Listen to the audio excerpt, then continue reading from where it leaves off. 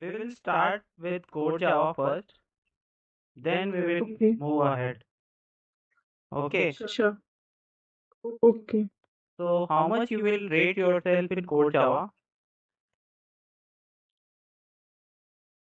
I'll rate myself at around 6. 6. Okay, out of 10. Okay. Uh, Okay, that's fine. So, what are the main concept of OOPs in Java? yeah. So the main concept of oops contains object. That is, object is an entity. That is the state of behavior if we go for the bookish language. And then we have class. Class is kind of a collection of objects.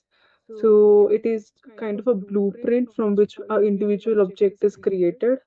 Then we have inheritance. So inheritance is a concept when one object acquires all the properties and behaviors of a parent object. So yeah, because it provides us the code reusability. So this is the main concept of inheritance. Then we have polymorphism. So polymorphism means that one task is performed in a different ways. It is known as polymorphism, and in Java we have two kind of polymorphism, that is compile time and runtime. Um, then we have abstraction. Abstraction means hiding the internal details and showing the functionality. Um, and then we have abstraction can be achieved by the abstract and interface. Then we have encapsulation. Encapsulation is kind of a binding a code in a single unit uh, is called encapsulation. And this encapsulation, Okay, yeah, I think you have answered enough for this question. Yeah. So, why Java is not 100% object oriented?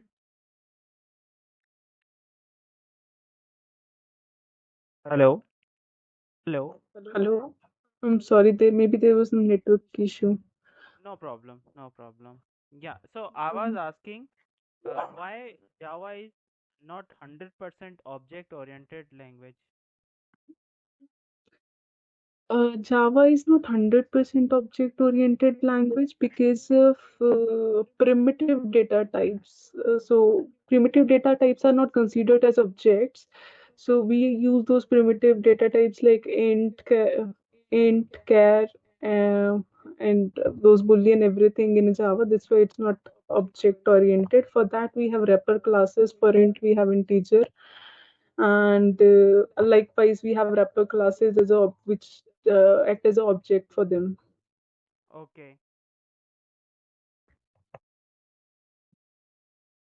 Can you tell me the difference between double equal and equals method?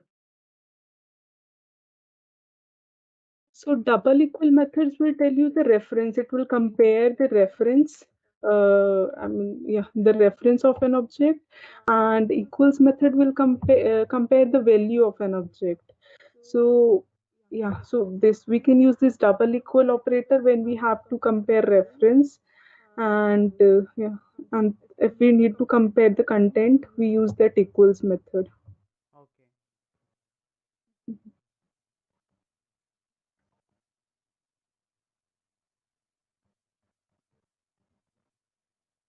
Okay. So, does Java support multiple inheritance?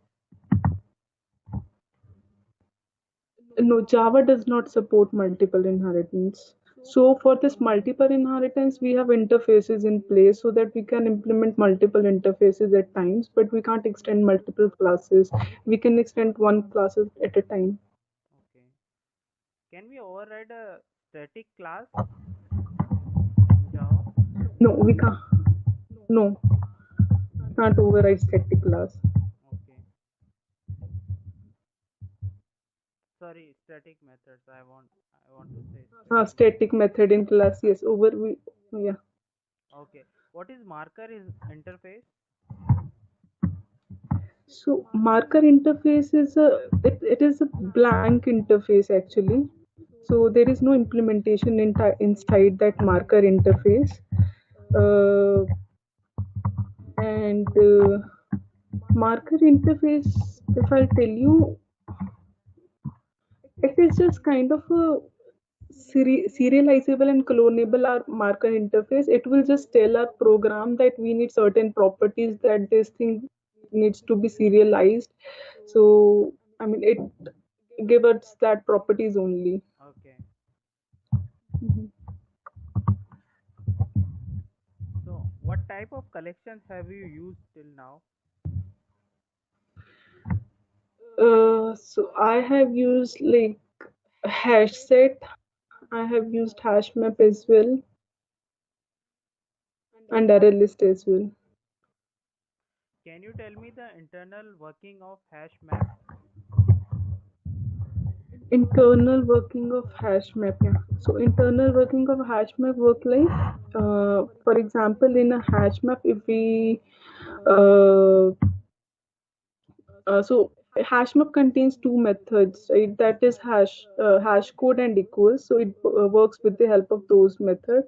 So what happens is, if we are in a hash map, if I'll do the thing like map dot put, and a key and value pair will use, right? So in a map, if I'll put a key and value, what will happen is it will calculate the hash code of a key. For example, I have put a key as a sakshi, and the value for that is 10. So what it will do is it will calculate a hash code of that value sakshi, sorry, that key sakshi. And for example, that hash code is generated 110, and that it will calculate the index by using the index method. For example, that is 1. So what it will create is it will create a node object for the same. So what it will do is it will place that object at index number 1, and with the hash code value 110, and it will tell if like another row, a next node is present there or not. If it is not there, it will be null. In case next node is there, it will give that node the reference to the next node. It will provide for the same. Okay. So, have you used Java 8? Yes. So, how Java 8 hash map is different from the earlier versions of Java? There is some change Java. in internal structure of hash map which is changed in Java 8. So, do you have information about that? Uh, I know about the iteration part only. Okay. Okay, That no problem. yeah, only we can iterate through the Okay. lambda expression in the because Java it introduces that lambda expression. So iteration part, I'm sure of. Okay, no problem. So, Mhm. have you heard about concurrent hash map? Yeah, concurrent hash map. How it is different from hash map? So the concurrent hash map is non-synchronized in nature. I mean, that is not thread safe. So it is an alternative for that. Concurrent hash map is a thread safe hash map. And Okay. yeah, so this is the basic difference for the same. So, there was a legacy class called hash table before collection. Mhm. Okay. So, that was also thread safe. So, how that is different from concurrent hash map? Because uh, concurrent hash map is also called thread safe. Yes. So, how it is different from hash table?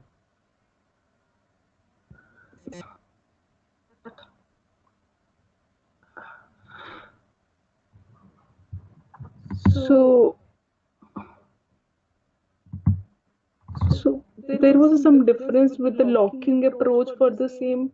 Hash table used to have the single lock for whole data, and concurrent hash map will be locking a particular what you term we will use. It will have the multiple locks in the segment at segment level for the same. Okay. Yeah. Okay. Okay, that's fine. Uh, So can you share your screen? it belongs to the collection. Like I want to give you Yeah. some piece of code, Sure, sure. or we will have some coding practice Yeah, sure.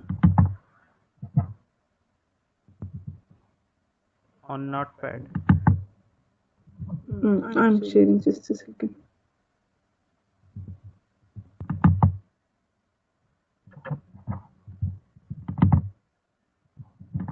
Just let me know once that is visible.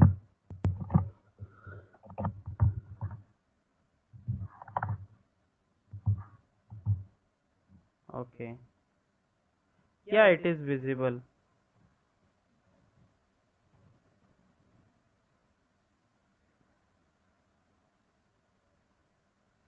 Just a moment.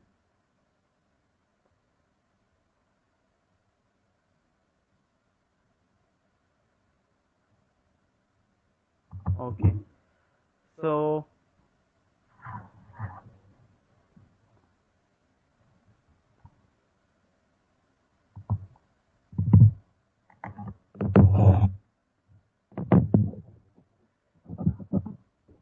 so I have a string and I want to reverse it. So can you do that?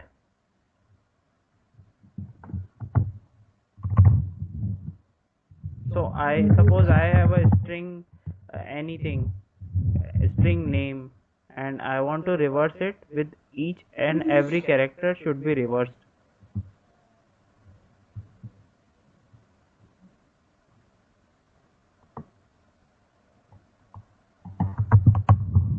So what we can do is like, for example, we have string.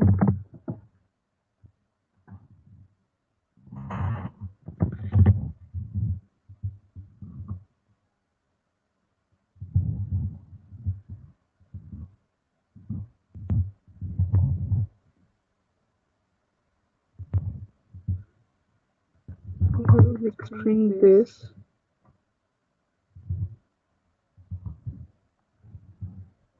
So the logic will be something like that.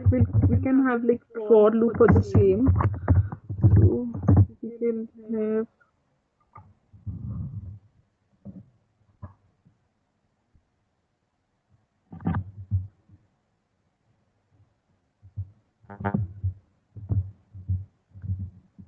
mm, so it is like,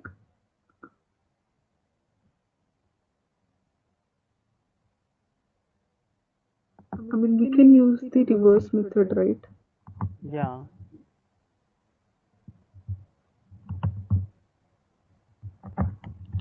We will use, we can use string builder as well. So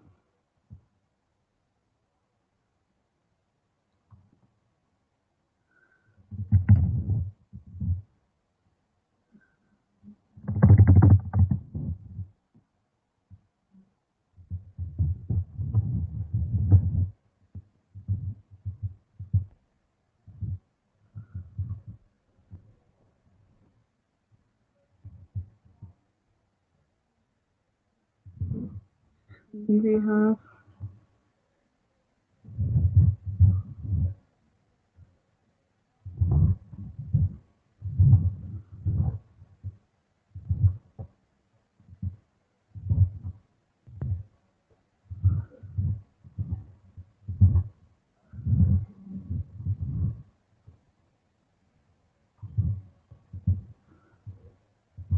and we can use this feature. Let me see.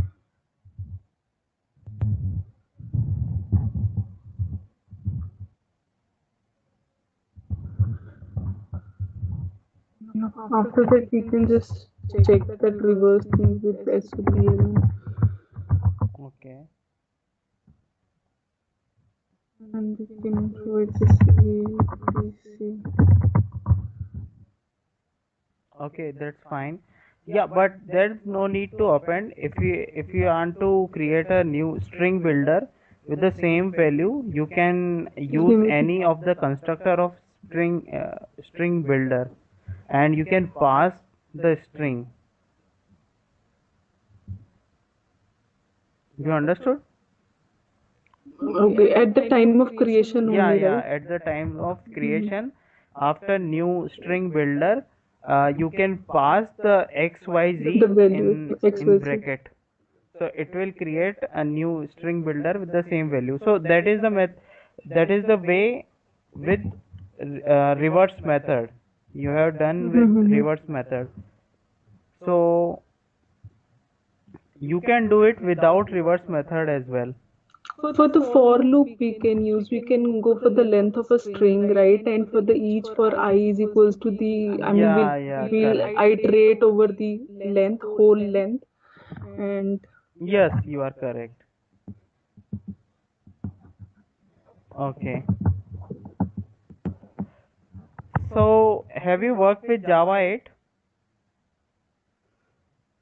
I have, I mean, currently we are using Java 11, but I know about the features. For the lambda expression, I know, but I haven't used it, uh, I mean, actively in my project. Okay.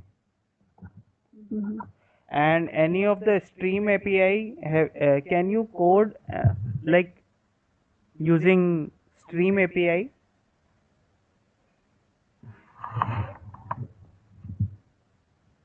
Stream API, I'm not. Okay, no problem. No. Actually, I have not implemented those things practically. Okay, okay, no issues with that. So, do you have experience in Spring as well? Spring, I have worked for the initial 1 year in my career.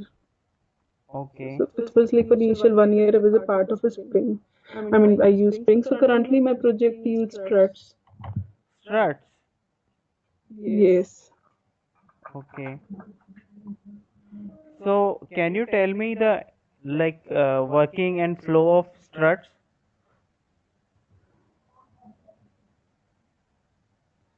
Yeah. So the flow of struts.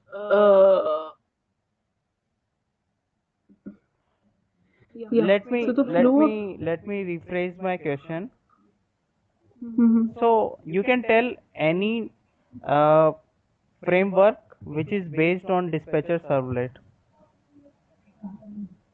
You can tell internal working or flow of any framework. If you know Spring, that is very well. And if you don't know that, you can explain Spring struts 1 or struts 2 or web work anything. So the Spring, I tell you, for example, I have raised a request, so it will go through a web.xml. Give me a second. Shall I plug in my charger? Yeah, yeah, sure, no problem. Just wait for a second. Yeah, so we can continue now, right? Yeah, we can continue. So in the Spring, Spring MVC framework, what happens in when we have raised a request, right? It will go through the web.xml. In web.xml, we'll be providing our dispatcher servlet. Name of the dispatcher servlet, where it should go. For example, for the dispatcher servlet, I have mentioned the name is main action in my current application. So it is the dispatcher servlet. So what it will do is it will go, once the request has gone to the dispatcher servlet, it will go to the handler mapping. Handler mapping will tell us the controller in which, for which controller it is calling. So once the request is gone for the controller, or the logic will be performed in the action class. So when it comes to struts, right? So when the action is performed, so what it will do is it will perform all the logic what it all has given. Plus, it will use the form objects as well in struts, because we preserve values in a form in struts. So it preserves value there. and using those values from the HTTP request mapping. So it will store the result back in form object. So what it will do is, it will the controller will once controller will pass the model, and once it has passed the model and the view name, it will go to the dispatcher servlet. What servlet will do, it will go to the view resolver and get the view name, and it will, after the once the view name we are sure about view, it will be populated with the model object, what all values were provided, uh, and that will be provided to the end customer as a result.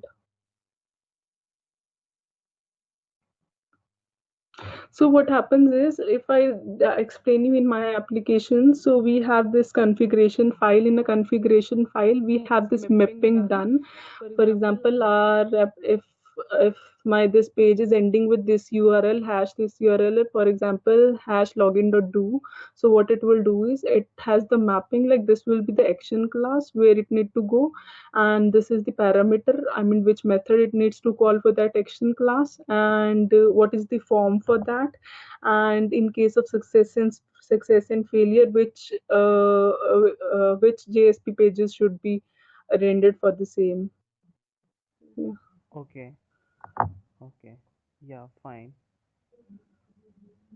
So, apart from this framework, Struts framework, what are the things you Mhm. have used in your career, like some advanced framework like Hibernate or anything, JDBC, JPA? Hibernate I have used. Yo, okay, Hibernate. Yeah. Okay. So, what is the way to use second level cache in Hibernate? So we need to enable second level cache actually in Hibernate, which is not enabled by default. So yeah, so it is at a session factory level we enable But session second level level cache. is provided by default. That is first level. Yes. Yes. Okay, so we want to we don't want to hit the database. If we close the Mhm. session, after that it will work. Our cache should work after we close the session. That time we will use second level cache. Second level cache, yes. Yeah. So what we do, we will add some, there are multiple second level cache which are provided like EC, then OS cache. That's So JBoss and Swarm, yes. yeah, so we need to I add remember these this. libraries in our project. This. Maybe it may be dependencies, or it may be some libraries if you are not using Maven project. So then we can enable these second level cache. Yeah. So there are some annotations approach. Oh,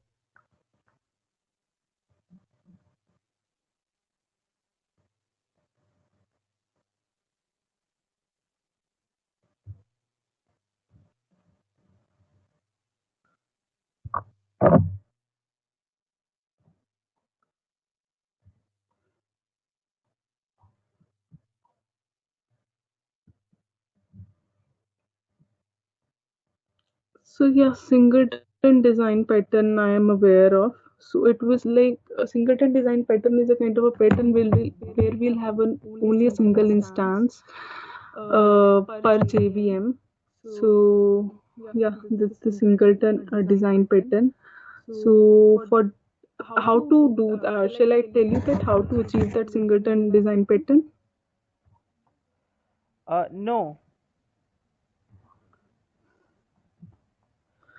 L- So yeah, so only one instance per class will be available as per the singleton design pattern. So when it comes to Spring as well, so by default scope is singleton only. So for each container, will have only one no, object that's per fine. container. Yeah. So Uh, I think we are running out of time. So I'm done with Okay. my questions. Do you have anything? Any? Yeah, so what kind of roles and responsibilities this position is open for? Okay. Yeah, it's a banking domain project, and we are looking for a person who knows like some advanced frameworks like Spring Boot, microservices, everything. Uh, so if you are using struts, then it will be easy for you to use Spring as well. Yes. And do you have Yes. experience in database like SQL, Oracle, Yes. anything? Oracle will see. Okay, okay, that's great. Okay. Okay, so it was nice talking to you. Thank you so Do you much. have It was really nice any talking other to you. question? No, that's it. Because I know as a Java, it's like this is a kind of a thing you need to keep learning different frames according to the Yeah. requirement in different projects. So it is like never ending thing. Right now I'm working on struts, but when any of the opportunity comes, so you should be open for learning each and everything Okay. and Yeah. perform that. Yeah. So is it a Thank old? you so much. Yeah. Mm. Okay. Yeah, yeah. Is it No, no, a no. I'm very sorry. old I'm sorry. project? Because struts are very old nowadays. Nobody uses struts, according to my Yeah, knowledge. it is a bit of an old project. They are into a migration process, but they haven't achieved it till now because it is very difficult to migrate whole product from one framework to another when it is like it is not kind of a loosely coupled one, so they have to seek many things in that because they provide a product, right? The company I work in is a product based company, so they have provided it as a product to a team, so they have to explicitly work for moving it from one framework to another, which they are working on right now.